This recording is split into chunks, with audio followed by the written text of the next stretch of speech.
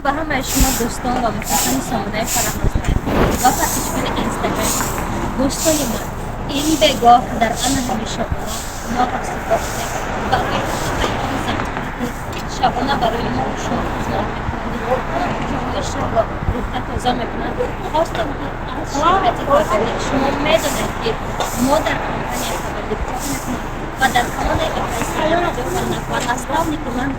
نور و زینرا و من همه یک دو شده یک فکر آمده بر همه همین زمان در همین شبانه توفق است شرکت خبری بولدیم که از این همه مسئولیت برای زمان امروز استفاده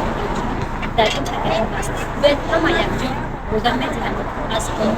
برای شاب کردن آنها همه باشد انا مسیحی کنم می‌گذارم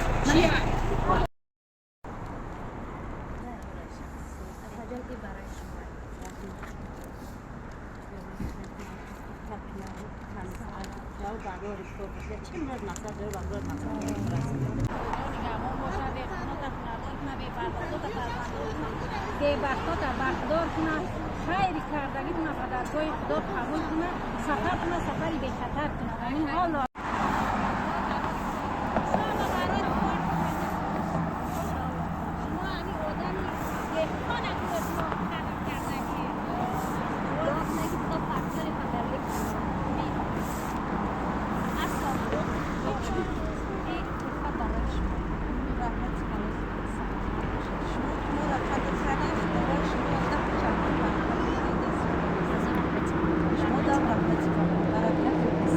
در کارات روزمره برای کار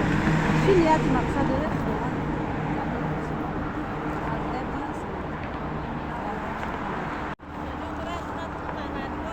برای کار شایش کارتون بده خدا در سفر بسفر بهتر ان شاء الله به امر خدا برکت آمین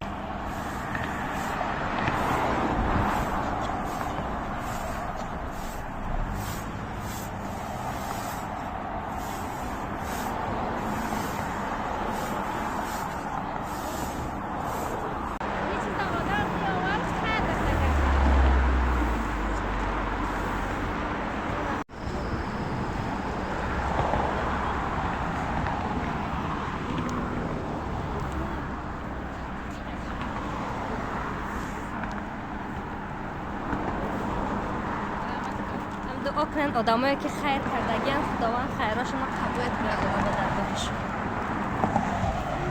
خواهر جاش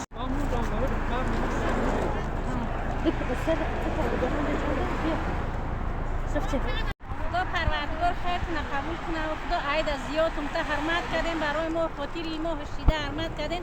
خدا عید از زیادتون بته کاراتون ببرار باشه سفراتون سفرهای بی خطر باشه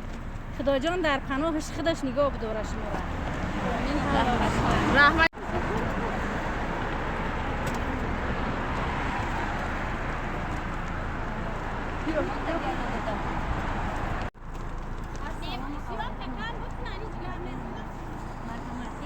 از طرف